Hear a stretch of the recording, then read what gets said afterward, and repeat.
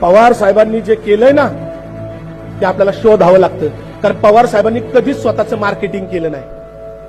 ज्या 94च्या GR बद्दल बोललं गेलं त्या 94च्या GR मध्ये कुणबीचा उल्लेख आहे. कुणीतरी सांगत होतं की ही 2 जाती खोडल्या आणि ह्या जाती घातल्या, असं खोडून नाही करता येत. राज्य सरकारला तो अधिकार नाही. मागासवर्ग आयोगाची शिफारस लागते. मुख्यमंत्र्यांच्या मनावर नसतं सगळं. कुणबी त्याच्यात होती म्हणून 2004 पासून कुणबीचे दाखले मिळत आहेत. हे कोणामुळे झालं? फडणवीसांनी केलं का? भारतीय जनता पार्टीने केलं का? आरक्षणाचा एक तर निर्णय या देशातला भारतीय जनता पार्टीने घेतलेला मला दाखवा. मराठा आरक्षण शरद पवार लागतात. ओबीसी आरक्षण शरद पवार तर निर्णय करतेच आहेत.